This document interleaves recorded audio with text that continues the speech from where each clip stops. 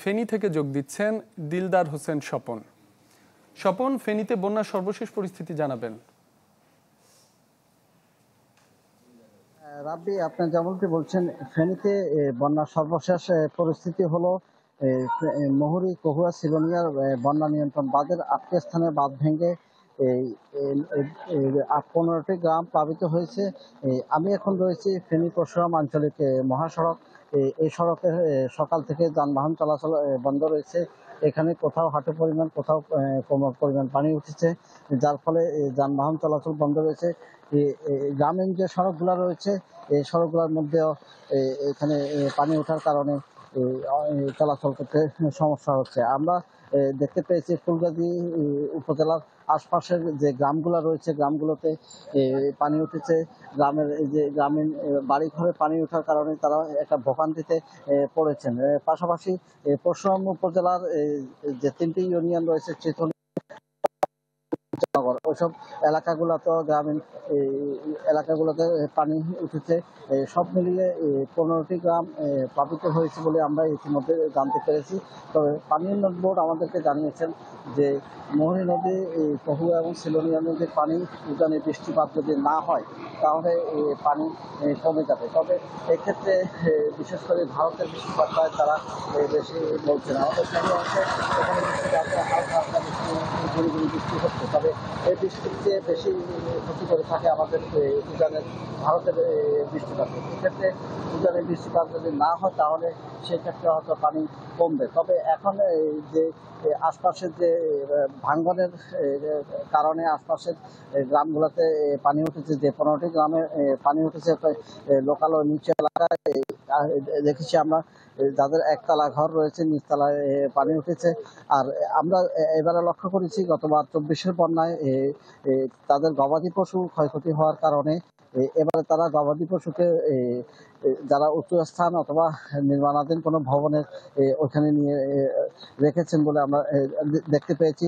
পাশাপাশি এখানে যে বন্যার কারণে যে পুকুর সহ যে কৃষির কিছু ক্ষয়ক্ষতি হয়েছে। আর গতকাল শহরে যে জলাবদ্ধতা ছিল, প্রায় কোমর পরিমাণ পানি ছিল, আজকে শহরে সেই জলাবদ্ধতা পানি নেমে গিয়েছে। তবে পানি নেমে গেল, ভোগান্তি ওখানে শেষ হয়নি। ঢালাইয়ে দৃঢ়তা, নির্মাণে নিশ্চয়তা, প্রিমিয়ার সিমেন্ট, ঢালাইয়ের রাজা। ওখানে আমরা পৌরবাসী আমাদেরকে জানিয়েছেন যে এখানে প্রকল্প গ্রহণ করতে হবে এবং ড্রেনেজ ব্যবস্থাটি সঠিক করতে হবে, তা না হলে প্রতিবারে তারা ক্ষতিগ্রস্ত হবে। এখানেও একই অবস্থা। এখানে মুহুরী কহুয়া সিলোনিয়া বন্যা নিয়ন্ত্রণ বাঁধ স্থায়ী প্রকল্প যদি গ্রহণ করা না হয় তাহলে প্রতি মাসে তারা পানিতে নিমজ্জিত হবেন এবং ক্ষয়ক্ষতি হবেন বলে স্থানীয় এলাকাবাসী বলছেন। এক্ষেত্রে তারা জানিয়েছেন যে স্থায়ী বাঁধ মেরামতের জন্য প্রকল্প গ্রহণ করা যেন হয়। তবে পানি উন্নয়ন বোর্ড আমাদেরকে জানিয়েছেন 7,500 কোটি টাকার একটা প্রকল্প তারা গ্রহণ করেছেন। তবে এই প্রকল্প পাশ হলে এটা এই এলাকার দুঃখ দুর্দশা লাঘব হবে। কিন্তু এখানে স্থানীয় লোকজনের দাবি হলো এত বড় প্রকল্প করার ফাঁকেও যে সমস্যাগুলো এখন সৃষ্টি হচ্ছে, ভাঙ্গনগুলো যেন দ্রুত মেরামত যেন করা হয়। তাতে করে বড় প্রকল্প গ্রহণ করার পরে স্থায়ীভাবে মেরামত করা হোক।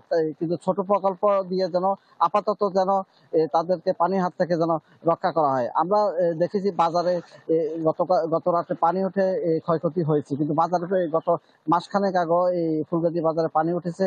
প্রায় 1500 দোকান রয়েছে এখানে।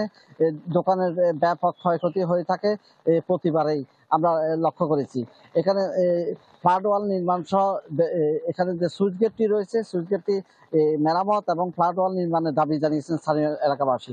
সব মিলিয়ে স্থায়ীভাবে প্রকল্প গ্রহণ করা না হলে এসব এলাকার দুঃখ দুর্দশা শেষ হবে না। এ ছিল আমার সর্বশেষ। দিলদার, আপনাকে ধন্যবাদ।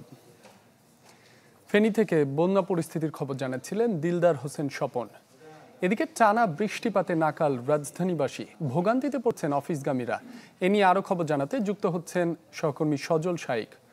সজল, আপনি যে স্থানে রয়েছেন সেখানে বৃষ্টিপাতের সর্বশেষ পরিস্থিতি আমাদের জানাবেন, ভোগান্তির চিত্রটা একটু জানতে চাই।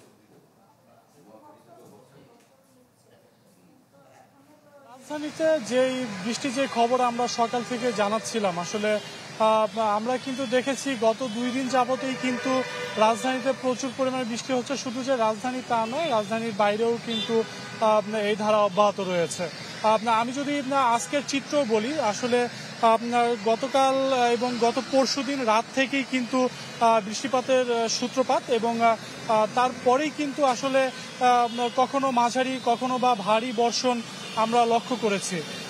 আজকে সকালের চিত্র যদি বলি, আজকে সকাল থেকে কিন্তু রাজধানীতে বৃষ্টি পড়ছে এবং অফিসগামী মানুষের একটি ভোগান্তি কিন্তু আমরা লক্ষ্য করছি। আমরা সকাল থেকে যে জিনিসটি দেখছি, আসলে যারা অফিসগামী বা যাদের নিত্যদিনের যেই কর্ম রয়েছে তাদের কিন্তু ব্যাঘাত ঘটছে, অর্থাৎ মানুষ কিন্তু ভিজে ভিজে তারা তাদের গন্তব্যে যাচ্ছে, তারা তাদের অফিসে যাচ্ছে। এক্ষেত্রে আমরা সাধারণ মানুষের সাথে কথা বলেছি। সাধারণ মানুষ যেটি বলছে যে আসলে সকাল শুরুটাই যখন বৃষ্টি দিয়ে শুরু হয়েছে, তখন কিন্তু তাদের নিজ নিজ বাসা থেকে বেরিয়ে যানবাহনে উঠতে হয়েছে। সেক্ষেত্রে যানবাহন পেতেও কিন্তু তাদের সমস্যা হচ্ছে। আমরা দেখেছি যে অনেকে কিন্তু রাস্তার মোড়ে মোড়ে দাঁড়িয়ে আছে, অর্থাৎ তারা কিন্তু যে তাদের যে অফিসে যাবে, সেই অফিসে যাওয়ার জন্য তাদের যে যানবাহন, সেই যানবাহনটি পেতেও কিন্তু তাদের সমস্যা হচ্ছে। এছাড়া আমি যদি বলি যে এখন কিন্তু বিভিন্ন স্কুলে কিন্তু পরীক্ষা চলছে বিভিন্ন শ্রেণীর।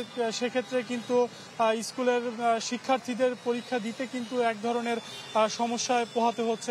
তারা অনেকে ভিজে যাচ্ছে, অনেকেই যানবাহন পাচ্ছে না, কেউ রিক্সা পাচ্ছে না।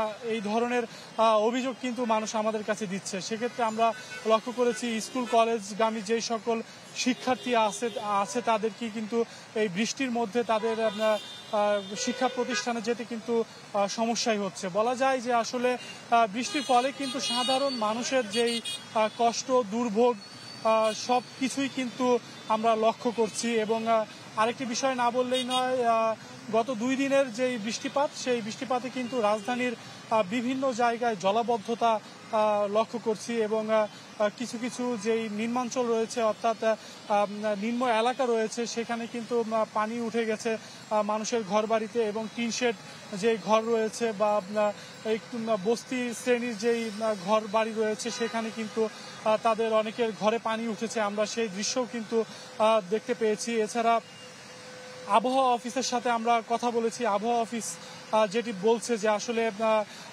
এই ধরনের যে বৃষ্টিপাত রয়েছে সেটি কিন্তু আজকে সারা দিন অব্যাহত থাকবে, এবং আগামী 2 থেকে 3 দিন কিন্তু এই বৃষ্টিপাত হওয়ার সম্ভাবনা রয়েছে। এছাড়া আবহাওয়া অফিস যেই গত আগামী 6 ঘন্টা যে পূর্বাভাস দিয়েছে, সেই পূর্বাভাসে কিন্তু স্পষ্ট করে বলা আছে যে কখনো হালকা কখনো মাঝারি বৃষ্টিপাত হবে, এবং আবহাওয়ার এবং ওয়েদারের যেই পরিস্থিতি সেটি কিন্তু কোনো অপরিবর্তিত হবে না, বরং সূর্যের দেখাও পাওয়া যাবে না, এটিও কিন্তু আবহাওয়া অফিস আমাদের বলছে। এছাড়া ঢাকায় গত 24 ঘন্টায় 45 মিলিমিটার বৃষ্টিপাত রেকর্ড করা হয়েছে। আসলে সব মিলিয়ে বলা যায় যে আসলে এই দুই দিনের বৃষ্টিপাতে রাজধানীবাসীর যে ভোগান্তি, সেই ভোগান্তি কিন্তু চরমে, এবং দিন আনা দিন খাওয়া যেই মানুষজন রয়েছে, কর্মজীবী মানুষ, তাদেরও কিন্তু ভোগান্তি চরমে পৌঁছেছে। এই ছিল রাজধানী থেকে আবহাওয়া সর্বশেষ পরিস্থিতি। সজল, আপনাকে ধন্যবাদ। টানা বৃষ্টিতে নাকাল রাজধানীবাসী, সেই খবরই জানাচ্ছিলেন সহকর্মী সজল শাইক।